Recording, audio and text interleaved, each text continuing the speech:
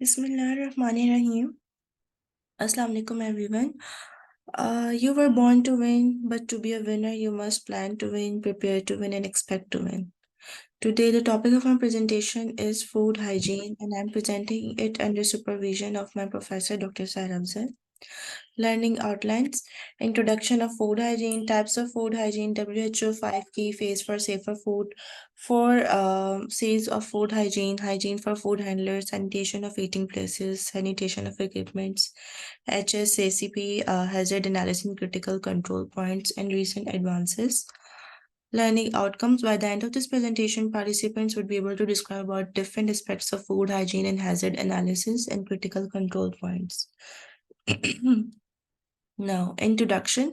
Food is a potential source of infection and liable to contamination by organisms, microorganisms. So, food hygiene, it is defined as the sanitary science which aims to produce food which is safe for the consumer and of good keeping quality.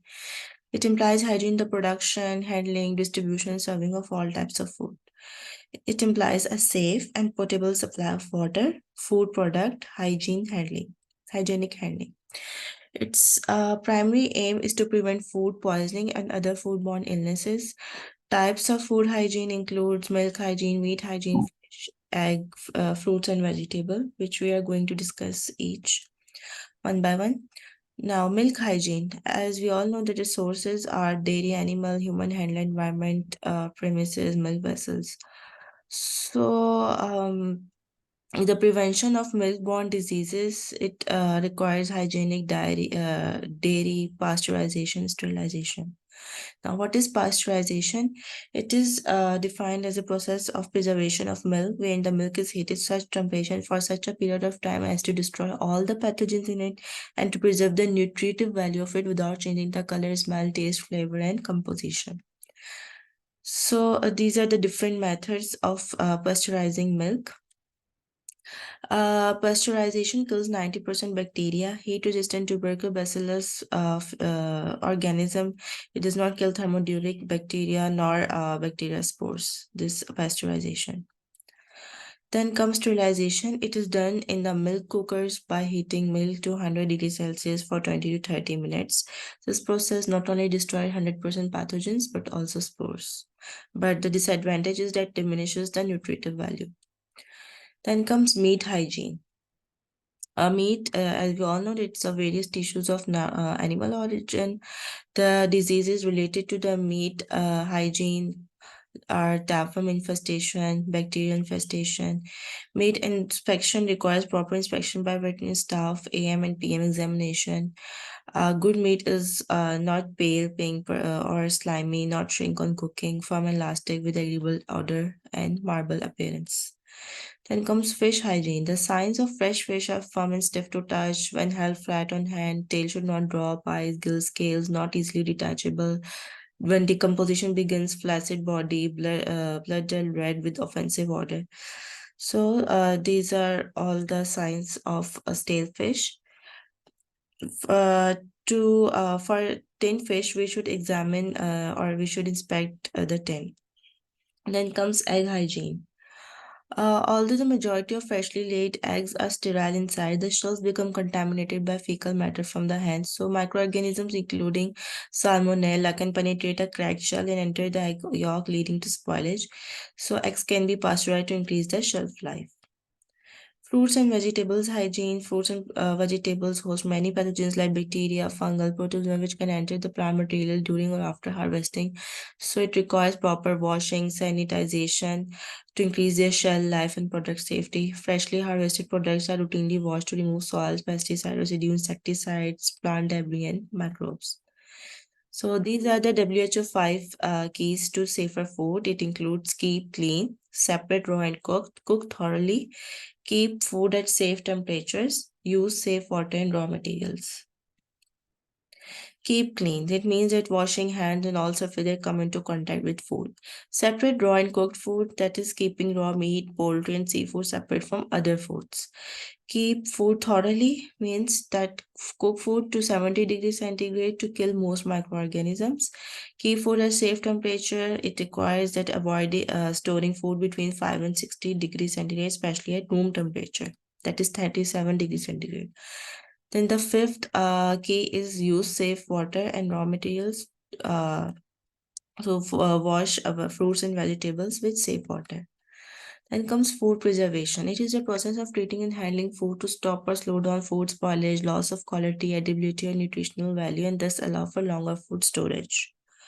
Methods include drying, refrigerator, freezing, vacuum packing, salt, sugaring, smoking, artificial food additives, pickling, canning.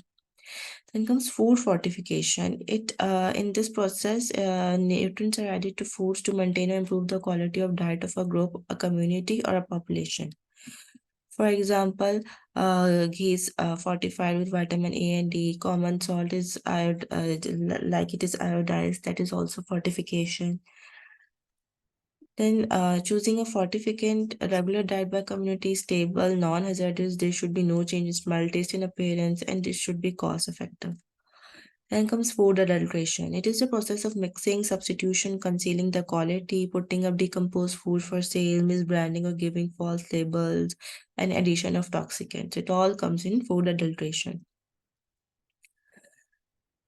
So for food poisoning prevention, it all needs check, clean, separate, cook, chill, and throw away. There are the four C's for food hygiene, as food hygiene is necessary in order to produce and supply food which is safe to eat. So it involves more than just being clean. So it should be remembered that there are the four C's for food hygiene, which include cleaning, cooking, chilling, and cross contamination. Cleaning, that is cleaning of kitchen, worktops, surfaces, utensils, personal hygiene. Hot food must be served piping hot, that is above 63 degrees centigrade. Bacteria will begin to die when the temperature rises above 60. Some foods change color when they are cooked. Then leftovers should be cooled as quickly as possible within 1 to 2 hours. Separating the food into smaller containers can help. When leftovers are reheated, they need to be piping hot. Leftovers should not be reheated more than once and should be used within 1 to 2 days of cooking. The bacteria that cause food to deteriorate and food poisoning rapidly reproduce around the temperature of 37 degrees centigrade. The temperature between 5 and 63 degrees centigrade is sometimes called the danger zone. Reducing the temperature below 5 degrees centigrade slows the reproduction of microorganisms. Then comes chilling in refrigerator, that is keeping it at the right temperature between 1 to 4 degrees centigrade. Keep the fridge door closed as much as possible. Wait for the food to cool down before it is placed in fridge. Do not overload the refrigerator. Food should be covered to prevent cross contamination and moisture loss. Regular maintenance of fridge is important. Clean to remove spills and food deposits whenever they occur to prevent contamination of food. Ensure freezer is working at temperature below -18. Do not place hot food in freezer. Leave the door open. Do not overload the freezer again. Then comes cross-contamination. It is the process by which bacteria are transferred from one area to another. The main carriers of bacteria and causes of cross-contamination are humans, rubbish, pet and other animals, food. So, hygiene for food handlers. Education of food handler in matters of personal hygiene, food handling, utensils, dishwashing, insect, and rodent control. It is the best means of promoting food hygiene.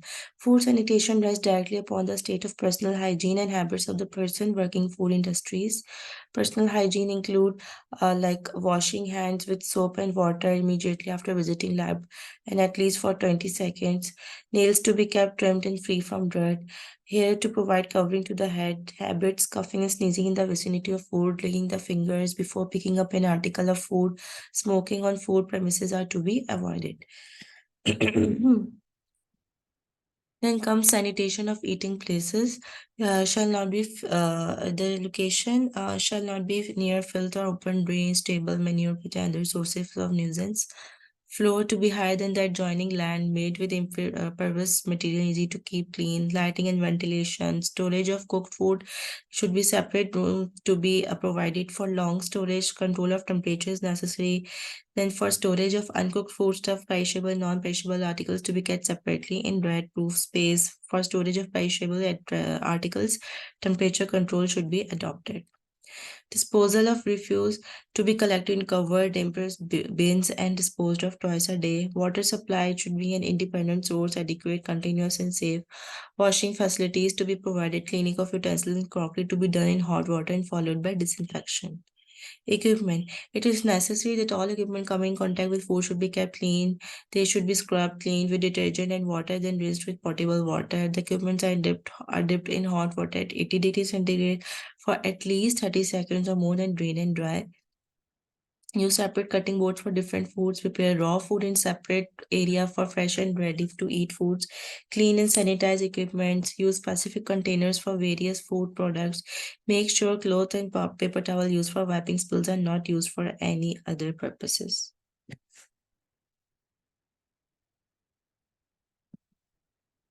Then comes HACCP. It is hazard analysis and critical control points.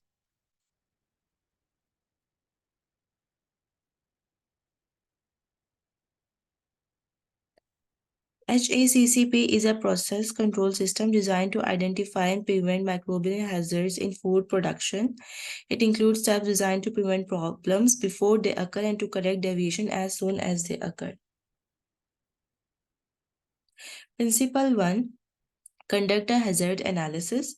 Identify the hazard and assess the risks associated with them at each step in the commodity system. Describe possible control measures. Hazards may be biological, chemical, or physical.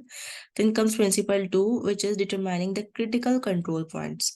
A critical control point is a step in the product handling process where controls will reduce eliminate hazard. It should be designed to control food safety hazards that could be introduced in the processing plant environment, outside the processing plant environment, before, during, and after harvest. Then comes the principle 3, establishing critical limits. A critical limit is the maximum minimum value to which a physical, biological, chemical hazard must be controlled, a critical control point to prevent, eliminate, reduce the hazard to an acceptable level. Principle 4, establish a monitoring system. Monitoring is a planned sequence of measurement or observations to ensure the product or process in control limits. Monitoring procedures include visual observations, sensory evaluations, chemical measurements, physical measurements, macrobiological measurements. Then comes principle 5, establishing a procedure for corrective action. As corrective actions are intended to ensure that no product is injurious to health, so corrective actions need to be established for each critical limit at each critical control point. It includes rejecting products not meeting buying specifications, adjusting a cooler's thermostat, modifying food handling procedures, and discarding products. Principle says establish procedure for verification. Monitoring results must be recorded for review by management. Record keeping is an essential part of the system. These records indicate to management and government inspectors proper evaluation, handling, processing of foods and ingredients. Then last is principle 7 is verification procedure. Management must verify that the HACCP plan is controlling food safety hazards that are likely to occur and that the plan is being correctly implemented. Verification procedure include activities as review of HACCP plans, CCV records, critical limit, and microbial sampling and analysis. Then comes foodborne illnesses. Foodborne diseases remain a major public health problem across the globe. In developing countries, up to an estimated 70% of cases of diarrheal disease are associated with the consumption of contaminated food. 1 in 10 people fall ill every year from eating contaminated food. Without effective knowledge and education, drastically increase the risk of food becoming contaminated, which in turn puts the health and well-being of consumers at risk. Providing training and health education to the staff on the principles of handling food in all its stages is important. So it has been reported that most outbreaks of foodborne diseases result from faulty food handling practices. So this is a pathway of foodborne illness investigation that the ill person leads to healthcare provider, specimen collection, organism identified. Pathway of a foodborne illness investigation, as we have seen that the organism when identified, it should go to public health lab and then there should be epidemiological investigation. If there are more ill persons than expected, an outbreak might be underway. And after environmental investigation, the product should be traced back and then there should be product recall. Now, global updates. Safe food now for a healthy tomorrow. That is, food safety is everyone's business.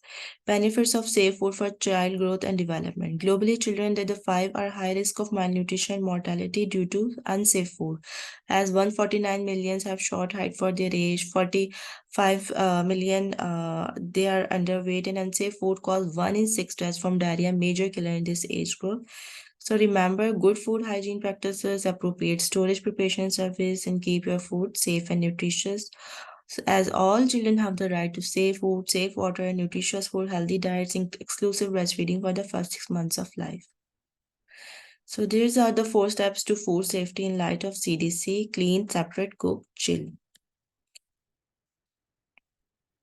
So food safety, access to sufficient amount of safe and nutritious food is key to sustaining life and promoting food health. Good health. Unsafe food containing harmful bacteria, viruses, parasites can cause more than 200 different diseases ranging from diarrhea to cancers. Access to sufficient amounts of safe and nutritious food is key to sustaining life and promoting good health. Unsafe food can cause more than 200 different diseases, ranging from diarrhea to cancers.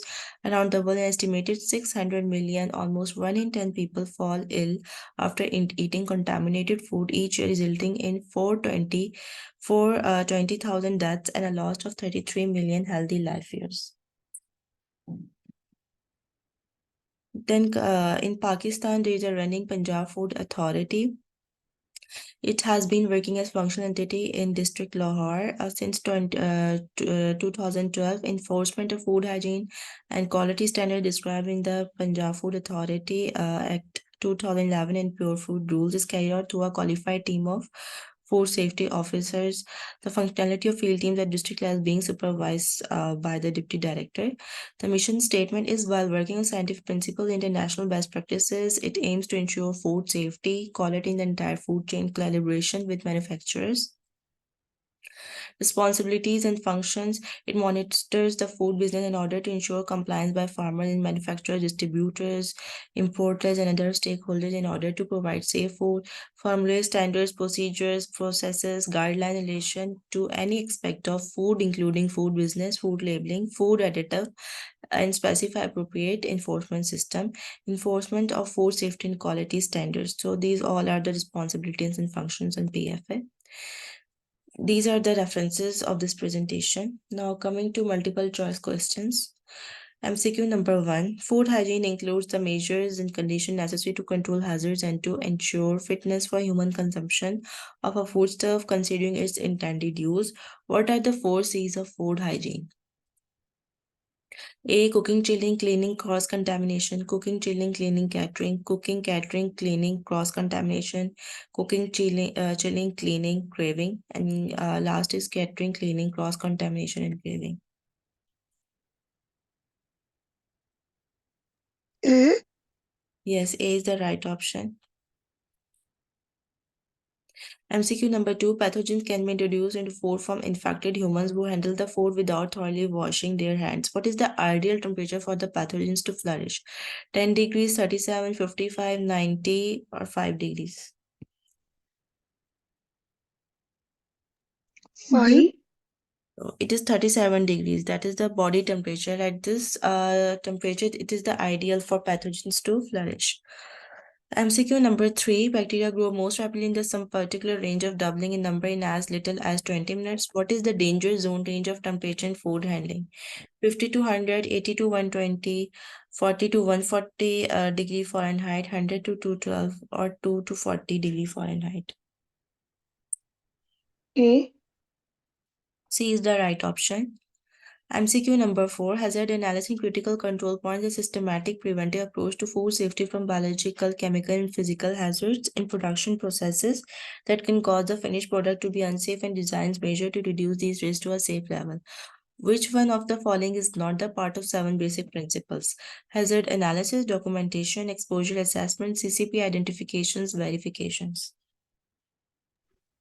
E. B is the right option. MCQ number 5. Food fortification refers to the addition of specific supplements to commonly consumed food processed by food industry. What was the original purpose of food fortification? To decrease the occurrence of nutrient deficiencies, to make foods easier to digest, to lower cholesterol, to increase absorption of nutrients in the digestive tract, to boost sales of food, processed food. A is the right option. MCQ number 6, salmonellosis is associated with the consumption of eggs and egg products. Which of the following is not a contributing factor to the risk of salmonellosis? Cross contamination during storage and handling, not washing hands after handling eggs, the amount of salmonella bacteria in the food, person being immunocompromised, eating cooked or boiled egg products. E. Yes, A is the right option. MCQ number 7. HACCP is a systematic approach to the identification, evaluation, and control of food safety hazards. The two parts of HACCP include hazard analysis and critical control points, health analysis and critical control points, hazard analysis and critical confirmation production, health analysis and critical confirmation production, and last is hygiene analysis and critical control points. A. Yes, A is the right option. MCQ 8. Reheating is the thermal process to heat foods that have been previously cooked and cooled in a food service establishment. Proper reheating can eliminate a major portion of pathogens. How many times you can reheat the leftover? As many times as you like, twice, 4 times, only once, thrice. D is the right D. option. Yes. The food can only be reheated once. MCQ number 9. Food safety is used as a scientific method describing handling, preparation, and storage of food in ways that prevent foodborne illnesses. What are the 4 steps to food safety? Store, cook, clean and eat. Clean, cook, eat and throw. Clean, separate, cook and chill. Get, cook, clean and consume. And last is clean, chill, store and eat. E.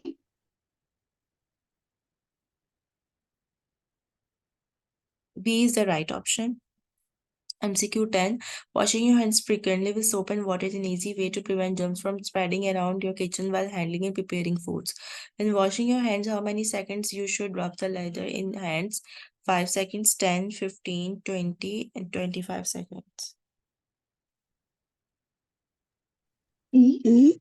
D is the right option, 20 seconds. This is the key of MCQs. This is the YouTube link of the presentation. And thank you.